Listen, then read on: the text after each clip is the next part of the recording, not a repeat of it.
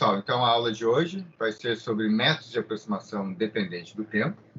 Então, até agora, nós trabalhamos com um sistema que não dependem explicitamente do tempo, ou seja, o hamiltoniano era um hamiltoniano que não depende do tempo, em si, era um sistema conservativo. Então, nós vamos sair agora dos sistemas conservativos e vamos trabalhar uma classe de problemas onde o hamiltoniano depende do tempo.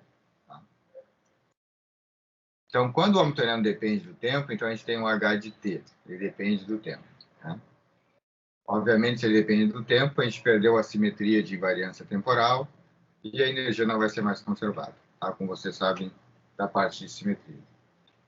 Outra coisa é que não existem mais estados estacionários, ou seja, os autoestados do hamiltoniano, dependente do tempo, né? Também serão estados que dependerão do tempo e as energias vão depender do tempo. Né? Porém, esses estados que dependem do tempo não são mais solução da equação de Schrödinger independente do tempo. Tá? Então, esses estados aqui, né, ou seja, os autoestados do hamiltoniano, não são mais soluções da equação de Schrödinger dependente do tempo. Tá? Então, não existe mais estados estacionários quando o hamiltoniano depende do tempo. Isso faz sentido porque a gente perdeu a simetria de invariância temporal, então a energia não é mais conservada, e os estados estacionários são aqueles estados onde a energia está bem definida. Né? Como a energia não estava bem definida, porque, inclusive, ela depende do tempo, então não existe mais estados estacionários. Tá? A evolução temporal para o hamiltoniano dependendo do tempo continua sendo dada pela equação de Schrödinger, né? Ou pelo operador evolução temporal. Tá? Sabendo o estado inicial, a gente evolui e temos o estado no dado tempo t, então isso aqui continua sendo válido. O operador evolução temporal é dada por essa equação integral, né? E, porém, quando h depende do tempo, o operador evolução temporal não é mais dado por essa fórmula I na menos I sobre h cortado, h de t, não é mais. Tá? Então, essa fórmula que a gente usava só vale para hamiltonianos independentes do tempo. Quando o sistema depende do tempo, então essa expressão do operador evolução temporal não é mais aplicável. Portanto, para fazer a evolução temporal, ou a gente calcula a equação de Schrödinger, ou calcula o operador evolução temporal a partir desta equação integral. Tá? Então, a coisa fica mais complicada. Tá? Porque essa solução fácil de implementar a evolução temporal através de fases na frente dos estados estacionários não é mais possível. Tá? Então, a gente vai ter que fazer métodos para tratar esses sistemas onde o hamiltoniano depende do tempo. Então, aqui nós vamos ver 3 métodos. Nós vamos estudar a teoria de perturbação dependente do tempo. A gente vai supor que o nosso hamiltoniano tem uma parte que não depende do tempo, que a gente vai chamar de H0, e tem uma parte que depende do tempo. E essa parte, se depender for pequena, né, então a gente pode tratar isso como teoria de perturbação dependente do tempo, porque o nosso H' agora, que é o V de T, depende do tempo. Tá? Outro método que a gente vai usar é a aproximação instantânea. Na aproximação instantânea, a gente vai supor que o nosso hamiltoniano ele varia abruptamente entre 2 hamiltonianos. Então, ele digamos, para um tempo menor que um T estrela, o nosso hamiltoniano é um H1, e aí, abruptamente, ele muda após T estrela para um H2. Tá? Então, existe uma mudança abrupta no sistema. É chamado aproximação instantânea, ou também, no inglês, muito usado, é sudden approximation. Tá? E a aproximação adiabática é o contrário da aproximação instantânea, no sentido que o hamiltoniano ele depende do tempo, mas de uma maneira muito lenta. Depois a gente vai ver lenta comparado com o quê? Mesmo no sudden approximation. Rápido comparado com o quê? Tá? Então, nessas 3 situações, ou seja, que a parte que depende do tempo é uma perturbação, ou se a mudança é rápida, ou se a mudança é lenta, a gente tem instrumento de obter a evolução temporal do sistema, tá? Ou seja, de uma maneira fácil. Então vamos começar com a teoria de perturbação dependente do tempo, tá? Então, Ok? Então, na teoria de perturbação dependente do tempo, a gente tem esse V de T que depende do tempo, mas não só isso. Ele tem que ter a seguinte característica. A gente tem que dividir o meu sistema antes, durante e depois. Então, é uma perturbação que depende do tempo, porém, no limite de tempo para mais ou menos infinito, a perturbação é nula. Tá? Então, nós vamos estudar o caso em que, nos limites assintóticos, né, não há perturbação. Tá? Então, a gente divide antes, durante e depois. Antes não há perturbação. Durante, sim, tem a perturbação. E depois, some a perturbação. Tá? Então, nesse caso que a gente está interessado, que é um caso típico, por exemplo, de um átomo sendo iluminado por luz. Antes, o átomo está no estado estacionário, ilumina, é o durante, tira a luz, então acontece alguma coisa nesse sistema atômico ou molecular, ou, depende do caso, né, que são as transições entre os estados estacionários. Tá? Então, essa é a proposição do problema, uma perturbação dependente do tempo, de tal maneira que ela está desligada antes e depois. Tá? Então, antes, quando não há perturbação, o meu sistema está nos estados estacionários, porque o H0 não depende do tempo, então ele está num desses estados estacionários. Tá? E depois, né, o meu sistema, já que a perturbação foi embora, existem também estados estacionários. Tá? Então, antes tem o estado inicial, para tempo tendendo a menos infinito. O meu estado inicial é algum estado estacionário do meu sistema aqui, antes. Depois aconteceu a perturbação V de T, tá? O meu sistema, então, agora, ele pode estar num dos estados estacionários após a perturbação, tá? Então, o que vai acontecer é, antes, o meu sistema está no estado inicial, depois vai estar no estado final. Então, existe uma probabilidade. Então, se eu tenho meu sistema antes, não tem perturbação, ele vai ficar nesse estado I para sempre. Mas eu fiz alguma coisa, coloquei algum campo, iluminei, fiz alguma coisa. Então, depois que aconteceu, o meu sistema pode se encontrar no estado final devido à perturbação. Essa é a proposição da teoria de perturbação dependente do tempo. Aconteceu algo pequeno durante, mas antes não tinha ela e nem depois vai ter ela. Então, esse que é o espírito da teoria de perturbação dependente do tempo. Então, o elemento-chave na teoria de perturbação dependente do tempo é chamada probabilidade de transição. Então, como eu falei, meu sistema inicialmente estava no estado inicial, que é um estado estacionário do átomo, da molécula, do sistema em questão. Tá? Ele evolui temporalmente devido à perturbação, e o hamiltoniano H0, e depois eu estou preocupado em saber qual é a transição, né? Ou seja, desse estado inicial que evoluiu até o estado final. Tá? Elevado ao quadrado, chamada probabilidade de transição. Essa probabilidade de transição vai depender da chamada amplitude de probabilidade, que é só o sanduíche sem ser ao quadrado, do estado inicial para o estado final. Tá? Então, o elemento-chave aqui na teoria de perturbação dependente do tempo é a amplitude de probabilidade. Tá, pessoal? Essa parte, particularmente no Griffiths, não está tão boa, né? Ou não está boa, na verdade. Então, cuidado quando vocês forem ler no Griffiths, ou seja, essa parte, ela está muito aquém da qualidade das outras partes do livro. Muito bem. Então, como eu disse para vocês, o meu sistema está no estado inicial, né? Ele evolui, esse é o estado final, e a projeção do estado final, desse estado aqui, num estado estacionário, vai me dar a probabilidade de transição de I para F. Tá?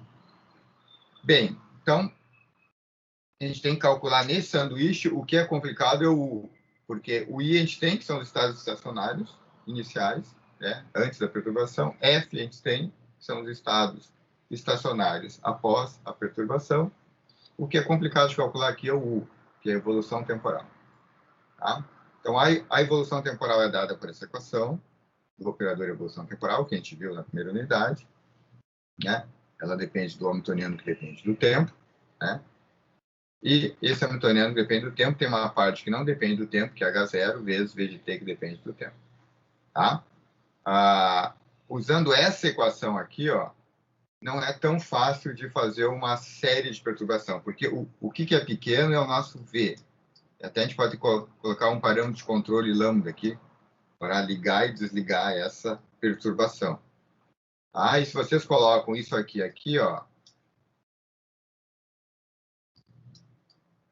tá? E tentar iterar essa equação, ou seja, colocando ou seja, fazendo a cobra mordendo o rabo, ou seja, colocando aqui dentro esse U aqui dentro, a gente pode gerar uma série, porém essa série não vai ser em potências de V ou de lambda, vai ser em potências de H0 mais V. Então, fazer uma iteração nessa equação, né, ela não é tão fácil para se obter uma série em termos de lambda, porque a teoria de probabilização tem primeira ordem, segunda ordem, terceira ordem, mas tudo em ordem do parâmetro de controle ou do potencial perturbativo. Tá? Então, a gente vai ter que fazer alguma estratégia aqui para gerar uma série de potências. Tá? Se a gente pegar essa equação aqui e iterar, a gente não vai gerar uma série de potências que a gente quer em potências de V e não em potências de H. Bem, o truque para fazer isso é a gente mudar de picture. Tá? A gente sabe que na mecânica quântica existem diferentes pictures. O picture que a gente está mais acostumado é o picture de Schrödinger, onde o estado evolui e os operadores são fixos. Né? A visão do picture de Schrödinger, como eu falei para vocês, é de um relógio, né, onde o ponteiro é o estado, que ele está evoluindo com o tempo. Tá? Existe um outro picture, que é o de Heisenberg, onde o estado é fixo, ele não varia com o tempo, porém os operadores variam com o tempo. Então, é equivalente a ver um relógio, onde eu pego o ponteiro e o relógio fica andando. Esse é o picture de Heisenberg.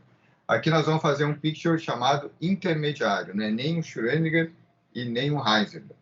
Né? Também chamado picture de Dirac, porque o Dirac foi o primeiro que fez esse picture, ou de interação, que é exatamente o caso que a gente tem uma interação aqui. Então, nesse picture é o seguinte, a transformação unitária que a gente vai fazer não é o operador evolução temporal U, como é do picture de Schrödinger para o picture de Heisenberg, mas nós vamos usar o U0 só, ou seja, só a parte que não depende do tempo, só a parte estacionária. Então, esse é o operador evolução temporal.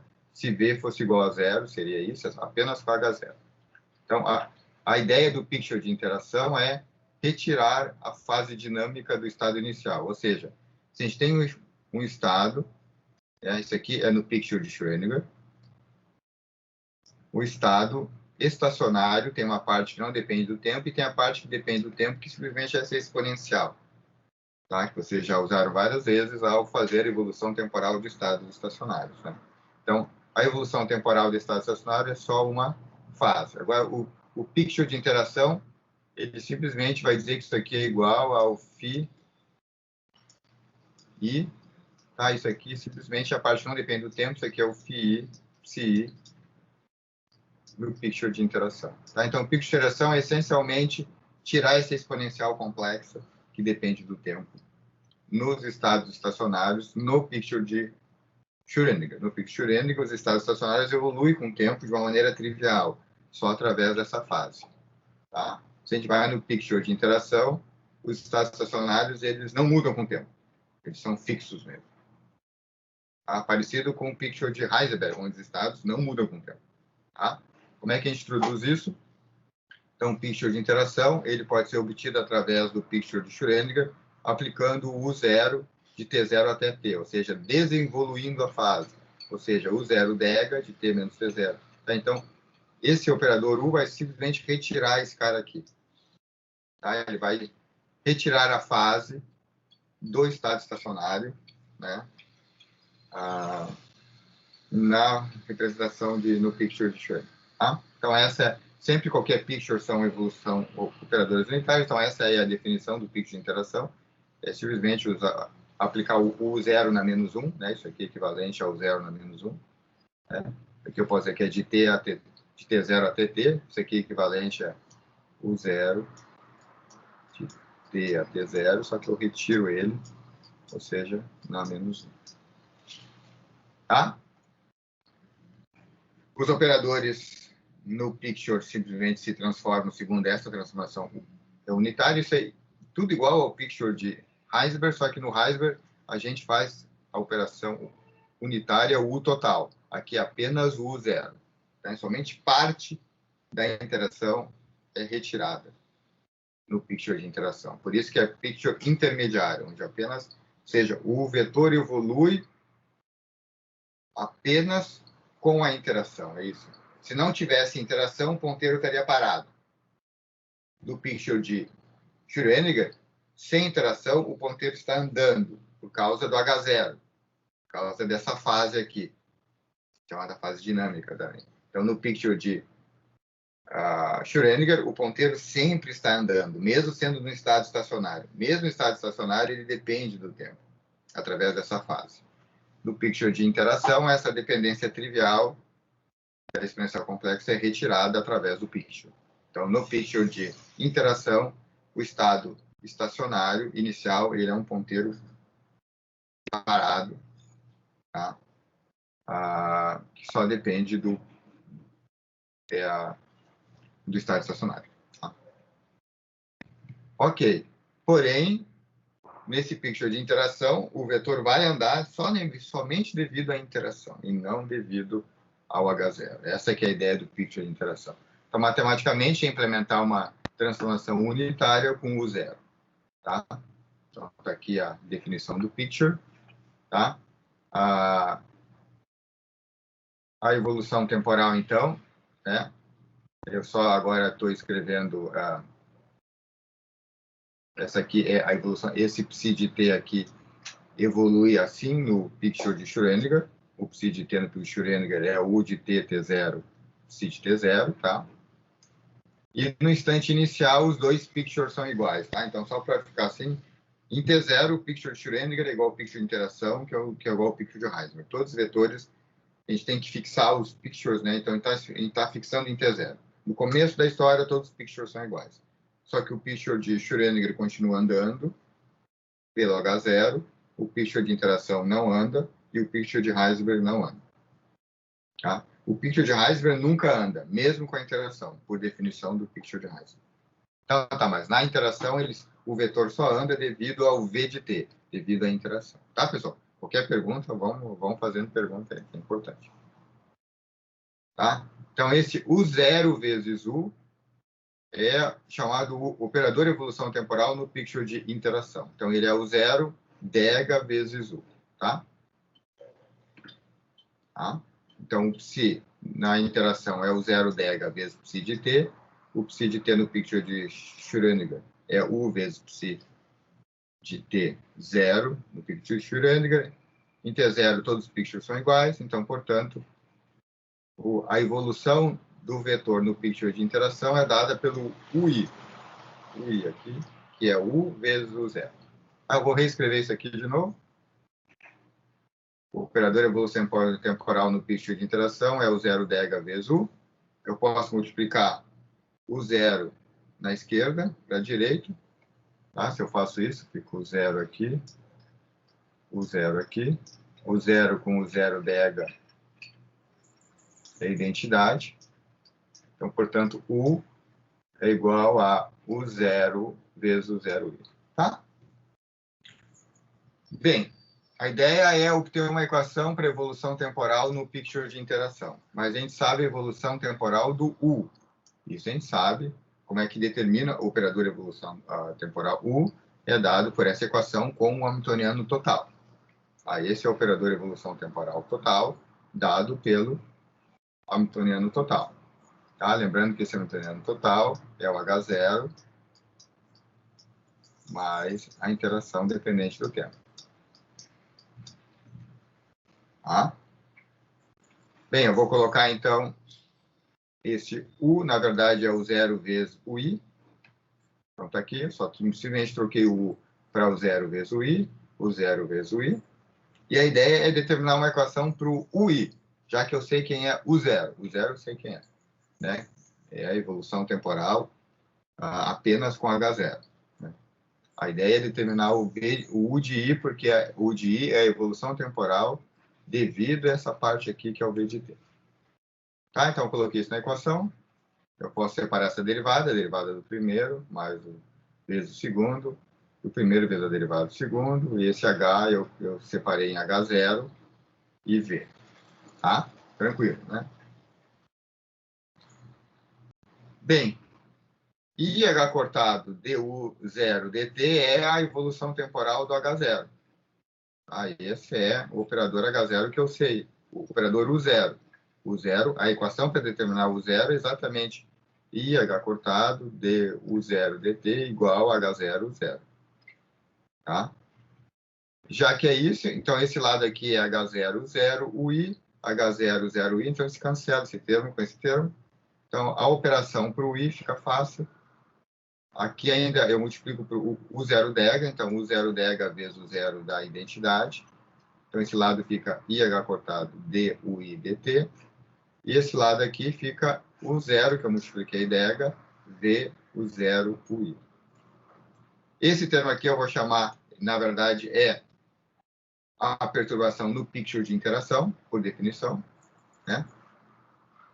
Tá? Isso aqui é a interação no picture, é o potencial, a perturbação no picture de interação, usando a transformação o zero.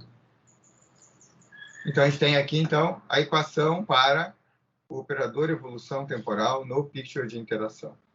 Essa é a equação que a gente tem que resolver, onde V de I é isso. Né? Agregando a condição inicial, que em T0 o operador evolução temporal é a identidade, por definição. Tá? Eu chego nesta equação aqui, tá? Onde eu estou transformando essa equação diferencial numa equação integral com essa condição inicial. Tá? Então, essa equação aqui é exatamente equivalente ao que está entre chaves aqui. E aqui, então, é a equação para o operador evolução temporal. Note-se que a solução dessa equação não é E na I, H cortado, HI, T menos T0. Não é. Por quê? Porque o HI depende, esse VI, no caso, VI, o VI depende do tempo. Então, não dá para usar isso. Então, tem que usar essa solução aqui. Tá? Então, essa é a equação do operador evolução temporal no picture de interação. E aí dá para ver que essa equação aqui é melhor, porque é fácil de iterar e obter uma solução perturbativa. A gente quer o quê? Uma solução em ordem de V, ordem quadrada de V, assim por diante, entendeu? A gente pode colocar um parâmetro de controle aqui, lambda. A gente quer uma solução em ordem de lambda, lambda ao quadrado, lambda ao cubo, assim por diante. E agora sim a gente pode iterar essa equação aqui. No picture de Schrödinger não tinha como iterar, porque aqui tinha um H. Agora aqui no picture de interação, como o vetor evolui no picture de interação somente pela interação, então é mais fácil iterar e fazer uma série de potências em termos da perturbação. Tá? Então aqui é fácil, ó, solução por interação dessa equação. Tá? Simplesmente eu tenho que colocar, eu posso fazer a cobra morder o rabo, ou seja, eu coloco o U aqui dentro. Aqui. Tá? Ou esse U aqui, na verdade, é esse aqui. Tá? Então, explicitamente, ó, agora o U que estava aqui, ó, eu escrevo de novo. Tá? E posso fazer de novo, colocar o U aqui e escrever de novo. Então, isso eu vou fazer uma solução por iteração. Tudo em potências de V, ó. Tá? Ou seja, a gente tem aqui a potência zero de V, a potência em V, ó. Esse termo vai dar em potência em V, esse termo aqui vai dar uma potência de V quadrado e assim por diante. Então, iterando essa equação, eu posso gerar uma série em termos de potências de V. Ou de lambda, se eu tivesse colocado o lambda de controle ali. Tá? Então, essa é uma solução iterativa. Tá? Tá aqui ela. Então, posso escrever o meu operador de evolução temporal como uma soma, né? E cada termo da soma, né, depende, por exemplo, a ordem 1 só tem um V, a ordem 2 tem 2 Vs, assim por diante. Então, o número de vezes que aparece aqui na soma, nessa integral, que ela aparece quando eu resolvo isso aqui por iteração, Então, essa é a solução formal do problema em série de potência da perturbação. Tá? Bem, aqui eu faço um truque interessante, que essas integrais todas são de t0 até t, t0 até t, t0 até t. Eu posso pegar o domínio da integral, né, e fazer a integral de t0 até t, de t0 até t', t0 até t2', e assim por diante. Eu posso separar o domínio dessa integral, né, e aí é fácil de provar que vai surgir um n fatorial aqui quando eu resolvo essa integral, né?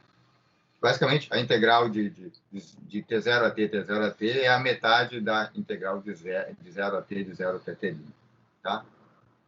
A integral tripla vai ser 1/6 e assim por diante, tá? Isso aqui é uma matemática simples, né? Onde eu vou, essa integral de t0 até t, eu tenho t' que está entre t0 e t, depois eu quebro essa integral, essa em t2', eu faço uma integral de t0 até t', e assim por diante, tá? Então, esses tempos aqui, ó, eles estão ordenados temporalmente, desde t0 até t. Tá? Bem, essa expressão onde eu ordenei os tempos tem esse fatorial. E se vocês olharem isso aqui, ó, é muito parecida com a série da exponencial. Tá? Então, se aqui não tivesse problema, ou seja, se os v's comutassem para tempos diferentes, isso aqui seria rigorosamente uma exponencial. Mas como os tempos, as interações, elas podem não comutar para diferentes tempos, então se coloca esse t aqui, esse t maiúsculo é chamado operador ordem cronológica. Tá? Então, essa aqui é a solução formal do problema. Formal. Tá? A solução continua sendo esse termo aqui, ó. A solução continua sendo isso aqui. Só que a maneira de a gente enxergar essas integrais, de V de I, V de VI, VI, é como se fosse a expansão de uma exponencial ordenada temporalmente. Tá? É uma solução formal apenas. Bem, então vamos calcular a solução que nos interessa em ordem zero e em primeira ordem. Tá? Então vamos lá. Então, no final, a gente quer a amplitude de probabilidade, que é o quadrado, módulo ao quadrado vai me dar a probabilidade de transição. No fundo, a gente quer a probabilidade de transição. Para calcular a probabilidade de transição, a gente precisa da amplitude de probabilidade. Essa amplitude de probabilidade é a evolução do estado no picture de Schrödinger inicial, né, projetado no estado final.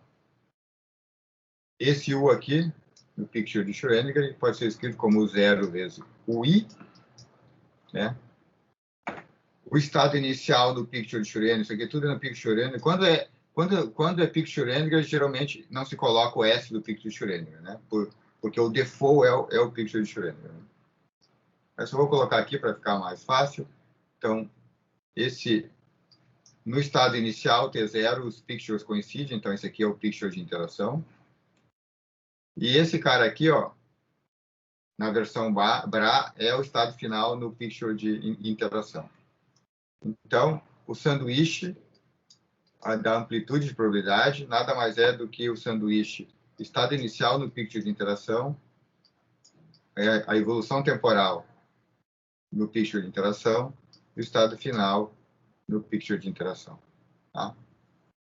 Então, está aqui a expressão de novo no picture de interação.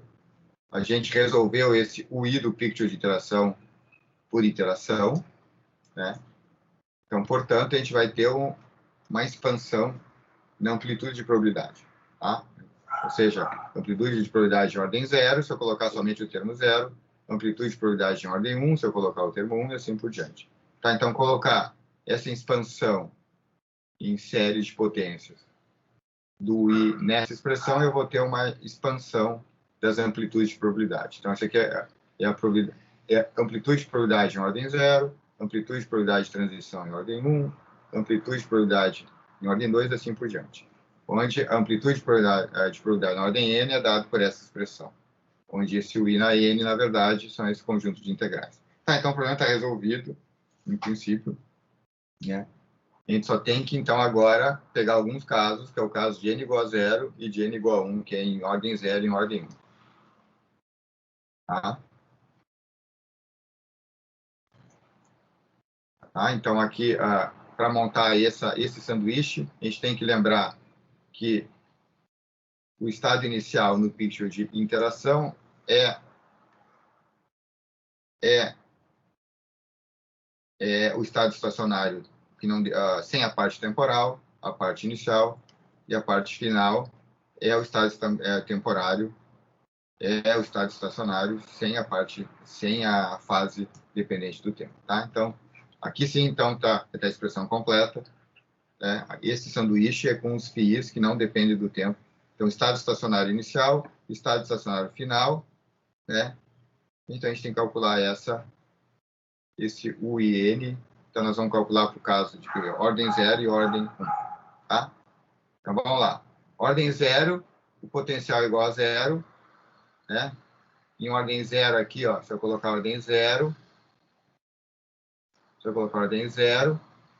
esse cara aqui é a identidade, porque em ordem 0 não há evolução, o vetor está parado, então, portanto, isso aqui vai dar delta de F, porque os estados estacionários são ortonormais. Tá? Então, em ordem 0 é fácil, se eu coloquei o meu sistema no estado inicial, se não tem perturbação, ordem 0 não há perturbação, o que vai acontecer? Ele vai ficar onde está. Então, ordem 0 é tranquilo. Tá? Se eu coloquei meu sistema, aqui pode ser um sistema atômico, sistema eletrônico, no estado inicial e não acontece nada, ele vai ficar do I para sempre. Tá? Coloco o meu elétron no poço lá, no nível do poço, não faço nada, ele vai ficar no estado I por definição de estado estacionário. Então, por isso que isso aqui é delta IF. Tá? Agora, interessante é a primeira ordem, que é a parte não trivial. Então, a primeira ordem, eu tenho que fazer esse sanduíche aqui em primeira ordem. Com n igual a 1, com n igual a 1, tá? Em primeira ordem. Tá? Então, em primeira ordem, aqui eu escrevi errado, pessoal, tá? Isso aqui, na verdade, é em primeira ordem. O operador evolução temporal no picture de interação em primeira ordem é dado apenas por uma daquelas integrais. Não esquece que o n são várias integrais. Em primeira ordem só tem uma, que é essa aqui. Tá? Escrevendo o V no picture de interação em termos do V no picture de Schrödinger, eu tenho que colocar esses zeros aqui. Tá? Então, portanto, a amplitude de transição em primeira ordem de I para F, né? Esse sanduíche aqui, ó, tem que fazer o sanduíche disso, pessoal. No estado inicial, no estado final. Tá? O zero aplicado no estado inicial nada mais é do que essa exponencial E na menos I, EI, T' menos T0. E esse U zero aplicado no estado final nada mais é do que esse IEF que multiplica T' menos T0. Então, está aqui o resultado, né? Então, esse é o resultado final, e eu posso escrever F menos EI como sendo a ômega FI, tá? Então, simplesmente uma notação. Então, o resultado, em teoria de primeira ordem, é isso, que é um resultado extremamente simples. Isso aqui fala que a amplitude de probabilidade de um estado inicial para o estado final é uma integral desse estilo, que quando esse T0 vai a menos infinito, T1 vai a mais infinito, isso aqui nada mais é do que a transformada de Fourier do elemento de matriz do potencial. É a coisa mais simples que pode existir na quântica. Tá? Ou seja, eu tenho a perturbação e a amplitude de probabilidade está relacionada com a transformada de Fourier da perturbação. Bem legal, bem simples. Tá? Então, está aqui o resumo da ópera, né, que é essa fórmula que vocês vão precisar nos exercícios. Tá? Ou seja, se vocês querem calcular a probabilidade de transição do estado inicial para o estado final, vocês vão ter que usar essa fórmula, que essencialmente isso aqui aqui falta um i aqui também, pessoal. Isso aqui é a transformada de Fourier do potencial dependente do tempo, na verdade, do elemento de matriz do potencial dependente do tempo, né? Onde a frequência da transformada de Fourier é a diferença de energias entre os estados divididos por H cortado, tá? Então, a fórmula final ela é extremamente simples, tá? A probabilidade de transição tem a ver com a transformada de Fourier do potencial. Esse é o recado, tá? Bem, para quem não entendeu muita coisa que eu falei agora, não precisa ficar tão preocupado, porque um cientista famoso, chamado Richard Feynman, não entendia muito dessas coisas, né? E ele inventou o método dele de calcular transições, tá? E o método dele é chamado método diagramático de Feynman, que vocês já ouviram falar. Então, é interessante que o Feynman ele inventou isso. Ele até confessou, ou seja, num dos livros escritos pelo Freeman Dyson, né, que ele não entendia muito e ele inventou o método dele. Só que ele não conseguia, já que ele não tinha entendido a primeira parte, ele não conseguiu ver a conexão do método dele com o método esse da expansão do operador, evolução temporal, do picture de interação, blá, blá, blá, blá, blá. Ele não conectou as duas coisas. Quem conectou essas duas coisas foi um outro cientista chamado Freeman Dyson, né? Que conectou essa ideia do Feynman com a solução formal que a gente viu agora da mecânica quântica. Foi ele que conectou o Freeman Dyson. Então, o Dyson inventou um método que eu vou dizer agora, né? Mas ele não soube conectar, e foi o Freeman Dyson que fez essa conexão, e agora a gente sabe que tudo é a mesma mecânica quântica, tanto o método do Feynman quanto o método formal, em termos de operadores, né, espaço de Hilbert da mecânica quântica. Tá. O método dele ele é baseado numa regra de contar feijão, né, que até ele brinca num dos livros, que diz assim, ó, se eu tenho várias possibilidades de que alguma coisa aconteça, eu tenho que somar sobre todas as possibilidades. Mas não somar as possibilidades ou as probabilidades. Eu tenho que somar as amplitudes. Tá? Então, se eu tenho vários caminhos que uma coisa aconteça, tá? Então, mas a coisa pode caminhar, ou seja, pode acontecer pelo caminho 1, pelo caminho 2, pelo caminho 3, etc. Tá? Eu tenho que somar sobre todas as amplitudes e depois elevar ao quadrado. Isso que diz. Já é regra de contar feijão. Tá? Ou seja, somar probabilidades, se tem duas coisas independentes, que a gente usa na estatística convencional, isso é algo aproximado, isso é algo da mecânica clássica. Então, o certo não é somar probabilidades. O certo é somar amplitudes e depois levar ao quadrado. Aqui eu vou fazer sem ser complexo. Então, vocês sabem que vai dar o quadrado primeiro, mais o quadrado do segundo, que vai dar o correspondente clássica, e vai dar o 2 vezes primeiro pelo segundo, supondo eles dois, todo mundo real aqui. E esse termo aqui, ó, que é o termo cruzado, são chamados termos de interferência. Então, na regra de contar feijão do Feynman, eu tenho que somar as amplitudes, elevar ao quadrado, os termos quadráticos são os termos, digamos, convencionais, mas os termos cruzados são os termos chamados de interferência. Tá? E o que o Feynman pensou, então, para pensar nessa coisa, se eu tenho uma partícula no estado I, e qual é a chance de ir para o estado F? É isso que ele estava pensando. Então, ele pensou assim, ó, de maneira simplificada. Tá? Em ordem zero, ela vai ficar no estado I, porque não houve nada que tirou ela do estado I. Ela está ali, dormindo, no seu estado confortável I, de T0 até T1. Tá? Então, a probabilidade de ficar é 1, a probabilidade de sair é 0. Tá? A ordem 0 é tranquila. Ele descreve essa parte aqui desse gráfico, I de T0 até T1, ficando no estado I como sendo a evolução temporal é trivial, é somente essa fase complexa, né? que o Picture de Schrödinger que escreve muito bem, tá?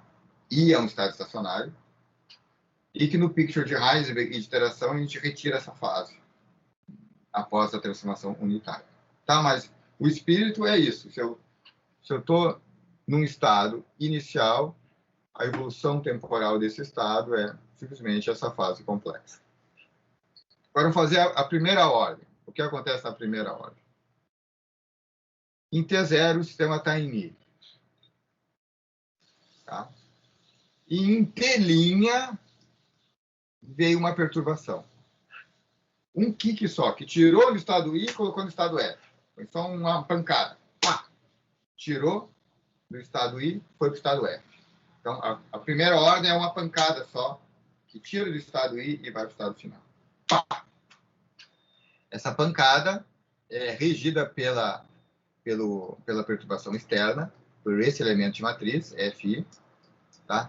Esse VFI, nada mais é que o elemento de matriz Φi, do estado inicial, o V, que é a perturbação, e o estado final. Tá?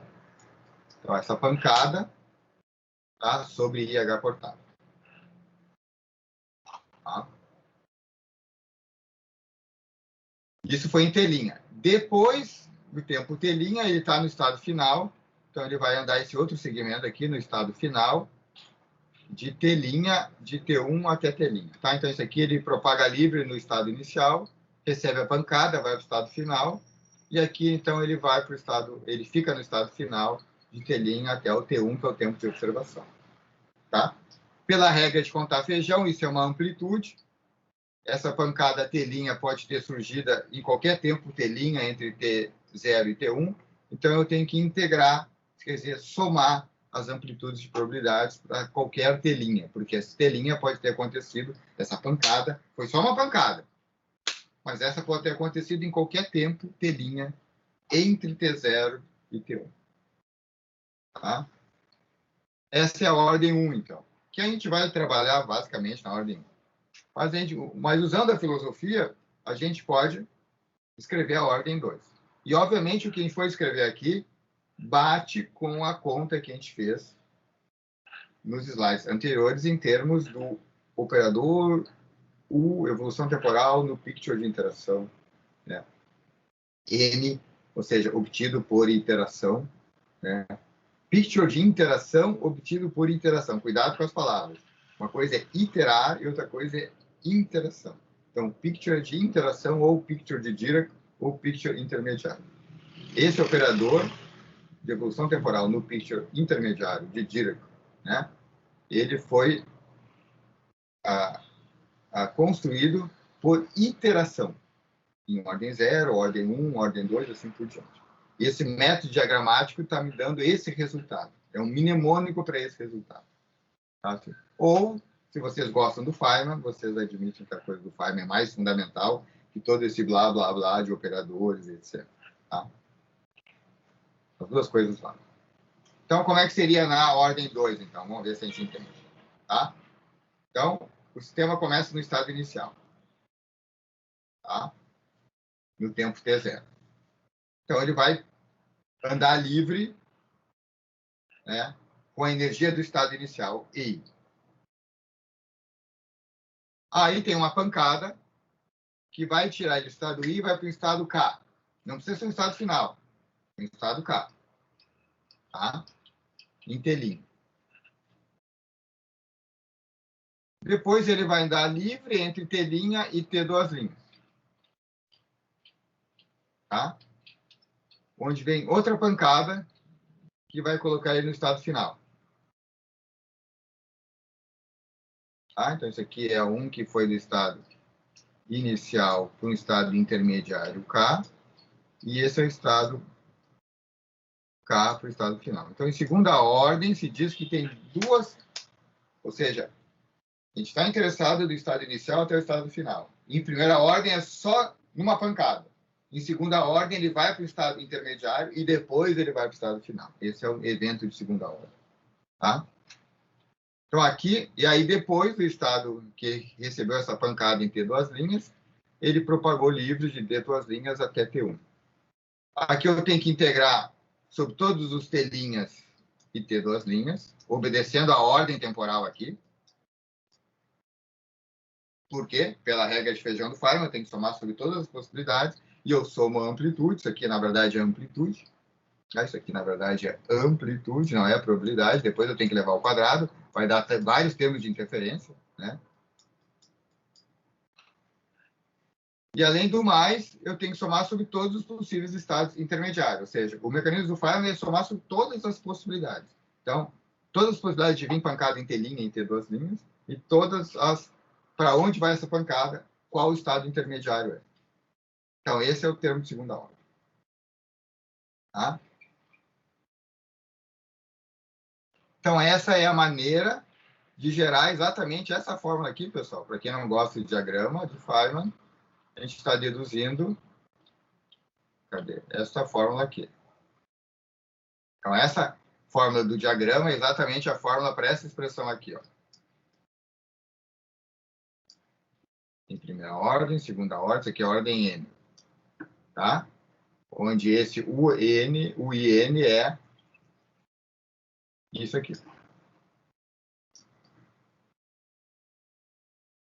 Tá?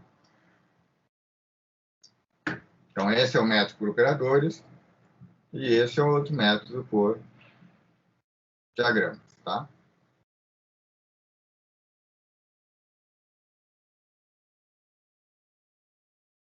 Então, isso aqui é o A, I, F, segunda ordem.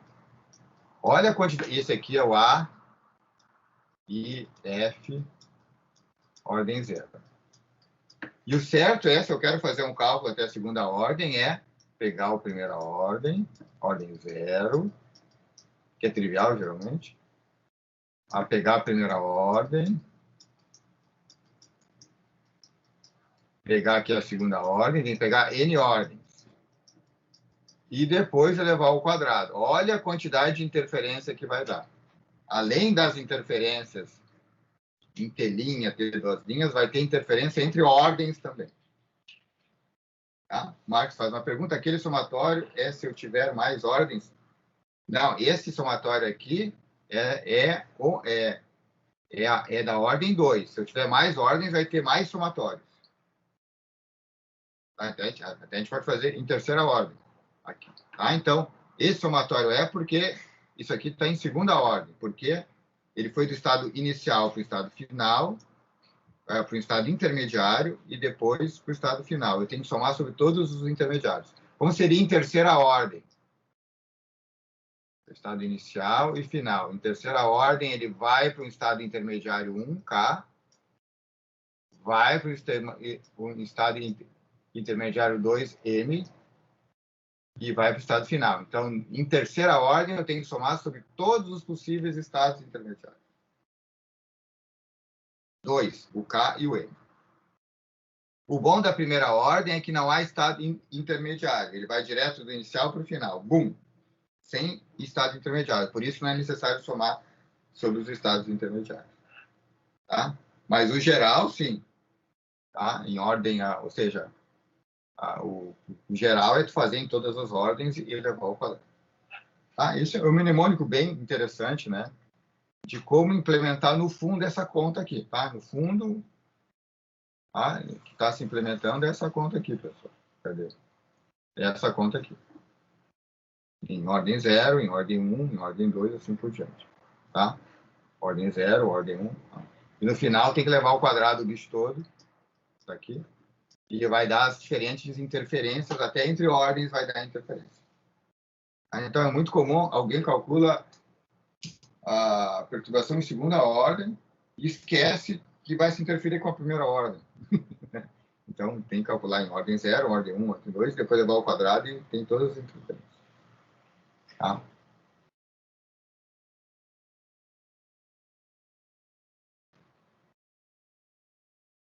Muito bem. Agora nós vamos aplicar, né,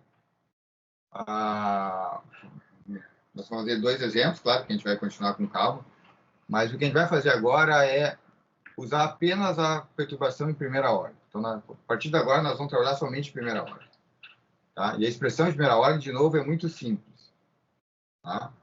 A expressão da probabilidade de transição do estado inicial para o estado final de primeira ordem é a transformada de Fourier do potencial.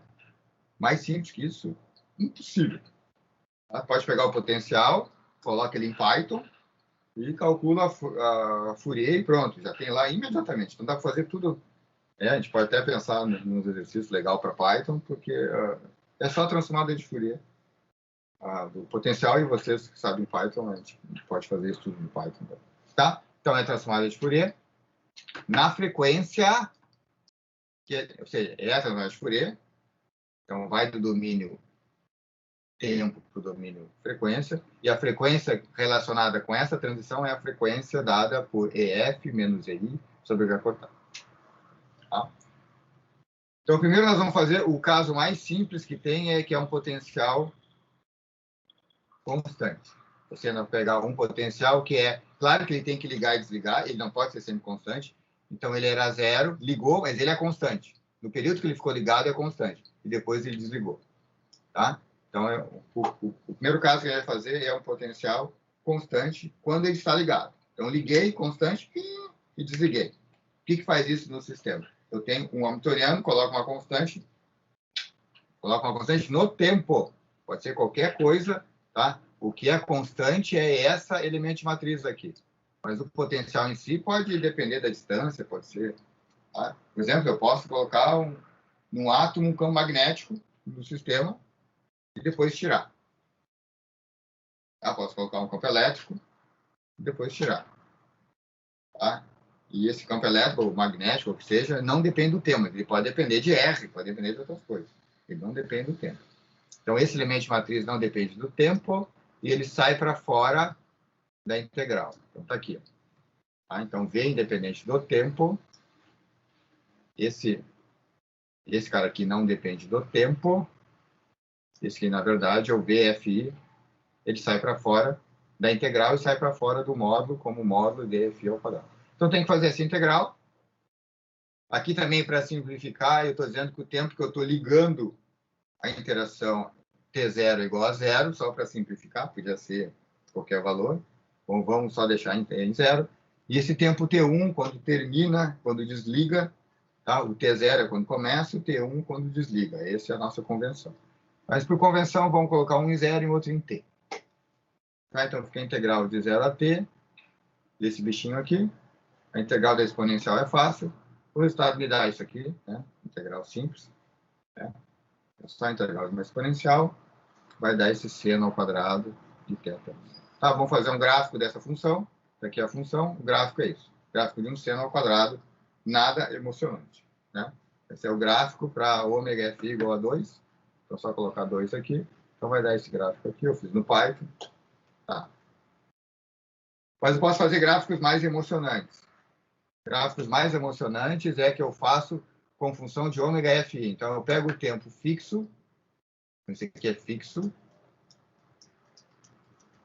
e faço o gráfico com relação ao ômega fi. Aí eu tenho uma coisa assim, se o tempo é igual a 1, se o tempo é igual a 2, olha que ele fica mais estreito. Tempo igual a 3 fica mais estreito. Tempo igual a 4 fica mais estreito. Cada vez que eu aumento o tempo, né, esse gráfico fica cada vez mais estreito em torno da transição ômega fi igual a zero.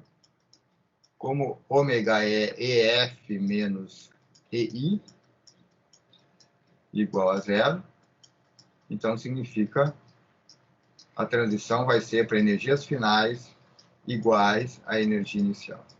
Então, isso quer dizer que quando o tempo aumenta, a probabilidade de transição vai ficar cada vez mais importante somente quando a energia final for igual à energia inicial. Tá? No começo, não. Para tempo pequeno, ela pode ser para várias, mas na medida que o tempo aumenta, isso aqui vai se aproximar, então, de uma delta de Dirac. Então, para tempo 10, tempo 40, ó, tá? Então, cada vez para tempo maior, a transição acontece para somente ômega fi igual a zero. Então, se diz que isso aqui é parecido com uma delta, tá? De ômega fi. Obviamente, isso aqui não é uma delta, porque, na verdade, se a gente olha esse gráfico com cuidado, a largura dessa curva é inversamente proporcional ao tempo, e a altura dessa curva é fácil, é só pegar t igual a zero, isso aqui vai me dar, ou seja, ômega f igual a zero, isso aqui vai me dar t quadrado, é só fazer a expansão do seno. Então, a altura dessa curva é t quadrado. Então, a área desse cara aqui vai ser t quadrado vezes 1 sobre t, a área vai ser proporcional a t. Então, na verdade, isso é muito parecido com a delta de Dirac. Então, se eu integrar isso aqui, a integral, isso aqui é fácil, é uma integral fundamental, de seno de x sobre x ao quadrado, que vai me dar π. Então, se mostra que no limite do tempo tendo definido, essa probabilidade de transição de primeira ordem é uma delta, claro, mas o que vem aqui na frente tem um fator 2πt, que tem a ver com a área dessa curva aqui, tá? Então, é fácil, se vocês pegam a área dessa curva aqui, ó, isso aqui vai dar 2π, isso aqui vai me dar 4π, isso aqui vai me dar 3 vezes 2π, 6π, assim por diante. Então, o que se mostra é que essa curva aqui está tendendo a 2πt vezes delta. Tá? E aqui a gente pode tirar um pouquinho do princípio da incerteza, na verdade, para ter, ou seja, se eu pegar esse delta, essa transição, eu vou ter um certo delta, que é 2πt, e isso em termos de energia, lembrando que ômega FI vezes H cortado é EFI. Tá, isso aqui, então, é parecido com o princípio da incerteza, só para ver isso. Então, essa tendência do delta lembra o princípio da incerteza. Tá, então, transições com tempo tendo definido, só vai ter transições para EF próximo de I. Tá? Bem, pessoal, já temos 1 hora de aula. Então, tem o trecho da perturbação harmônica, que é muito importante, que eu vou dar, então, na próxima aula. Então, eu paro aqui, pessoal. Então, o principal recado dessa aula é a gente desenvolveu um esquema de teoria de perturbação dependente do tempo. Ela é descrita em termos daqueles diagramas, né? Ou seja, a gente está interessado numa transição do estado inicial para o estado final. Essa transição pode dar em 1 etapa, 2 etapas, 3 etapas. A gente desenvolveu fórmulas. A gente está focado de primeira ordem, ou seja, se eu vou para o estado inicial para o estado final, sem nenhum estado intermediário, isso vai direto. Claro que isso pode acontecer em qualquer tempo, por isso que tem que considerar a integral de todos os tempos, né? E aplicamos esse caso de primeira ordem para uma perturbação constante. Tá? Então, isso foi basicamente, viu? Como eu brinquei com vocês, a gente desenvolveu o método de operador com picture de interação e eu mostrei o resultado do Feynman. Os dois explicam a mesma coisa. E a brincadeira é que o Feynman ele não entendia essa parte. Mas vocês vão ter que entender, claro, essa parte. Né? Tá, então vamos ver algumas perguntas. Professor, transição para EF quer dizer que não tem transição. Não, Marcos, necessariamente, porque primeiro pode ter degenerescência e pode ter níveis de energia, pode ser um sistema, pode ser assim, ó, pode ser que o meu estado inicial esteja numa banda contínua. Então, são transições que estão próximas. Então, pode ser degenerado ou não. Tá? Então, rigorosamente, não precisa ser o mesmo estado. Tá? Pode ter uma transição. Por exemplo, assim, ó, a transição, pensa assim no átomo de hidrogênio, uma transição S para o P. O 2S, 2P tem a mesma energia. Então, quer dizer que se eu faço uma perturbação constante, eu vou favorecer transições do 2S para o 2P. E não do 1S para o 2P. Isso não. Tá? Então, isso quer dizer que quando a perturbação é constante, eu vou estar favorecer transições que não envolvam troca de energia. É isso que quer dizer. Tá? Porque para o sistema do I para o F, alguém tem que dar energia. Né? Por exemplo, no caso do átomo, pode ser a luz da energia. Tá? Então, se tem uma diferença de energia de I para F, alguém tem que dar. O que está dizendo aqui é que essa perturbação constante, ninguém dá energia e no limite tendo de tempo tendendo a infinito, não há transições, porque ninguém deu energia.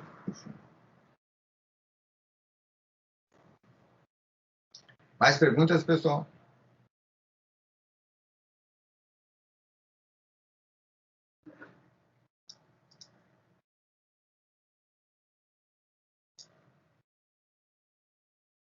Tá, então vou desligar a gravação.